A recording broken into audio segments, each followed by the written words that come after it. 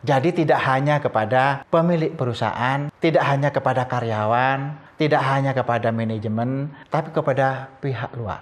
Pelanggan, pemasok, bahkan masyarakat luas harus bisa menikmati keberadaan bisnis kita. Assalamualaikum warahmatullahi wabarakatuh. Topik kita kali ini akan membahas tentang bisnis sukses ala Gergevski dari Belanda.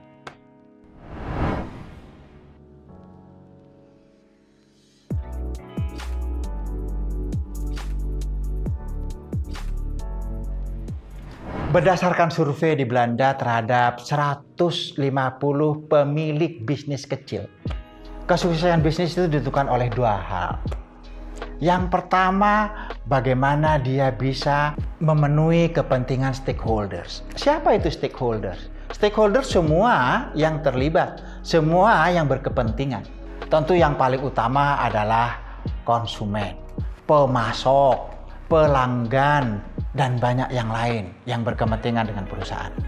Jadi, dengan memenuhi kepentingan stakeholder, maka perusahaan ini menjadi sukses. Coba bayangkan kalau seandainya pemasok itu kecewa. Dia mungkin tidak jadi pemasok lagi. Apalagi konsumen dibikin kecewa karena ditipu. Bagaimana dia bisa beli lagi? Bahkan dia pengumuman untuk jangan beli kepada bisnis kita. Jadi pastikan stakeholder kepentingannya dipenuhi. Ini yang kemudian dikenal dengan teori stakeholder teori. Sahabat muda, stakeholder teori ini teori yang harus bisa memberikan kepuasan kepada seluruh stakeholder. Jadi tidak hanya kepada pemilik perusahaan, tidak hanya kepada karyawan, tidak hanya kepada manajemen, tapi kepada pihak luar. Pelanggan, pemasok, bahkan masyarakat luas harus bisa menikmati keberadaan bisnis kita. Semakin tinggi kepuasan terhadap perusahaan kita, stakeholder ini semakin senang dengan perusahaan kita. Stakeholder ini semakin loyal terhadap perusahaan kita. Jadi, menurut Gergevski ini dari Belanda, kepentingan stakeholder itu utama. Karena dengan mereka senang, puas, maka mereka lama-lama akan menjadi loyal, omset kita meningkat, laba kita meningkat, pemilik perusahaan menjadi makmur, sejahtera, mendapat keuntungan. Gara-gara memenuhi kepentingan eksternal. Yang kedua, kepentingan personal dan keuangan perusahaan. Sahabat muda, tidak bisa dipungkiri, bisnis itu memang didirikan untuk kepentingan keuntungan bisnis. Maka segala sesuatu yang berurusan dengan keuntungan, segala sesuatu yang berhubungan dengan personal perusahaan harus diperhatikan dengan baik.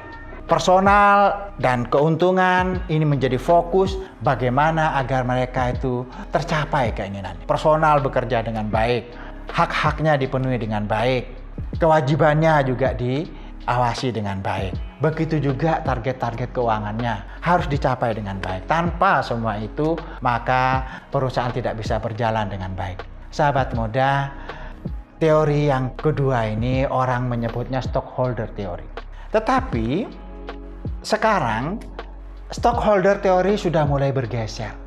Stockholder teori ini adalah teori pemegang saham, teori pemilik. Jadi bisnis dilakukan agar pemilik perusahaan itu makmur. Semua kegiatannya bagaimana menciptakan pemilik ini makmur. Itu dulu teori stockholder teori. Sekarang teori kita sudah bergeser kepada stakeholder teori. Stockholder ini tidak usah diperhatikan terlalu dominan. Kita perhatikan aja stakeholdernya. Sehingga dengan stakeholder tadi dipenuhin, maka omsetnya menjadi bagus, stockholder menjadi mendapatkan keuntungan. Sahabat muda, ternyata penelitian Gergevski ini dari Belanda, dua yang perlu diperhatikan.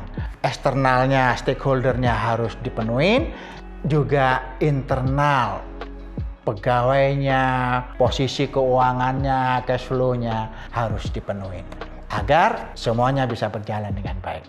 Sahabat muda, dua temuan ini mudah-mudahan menginspirasi.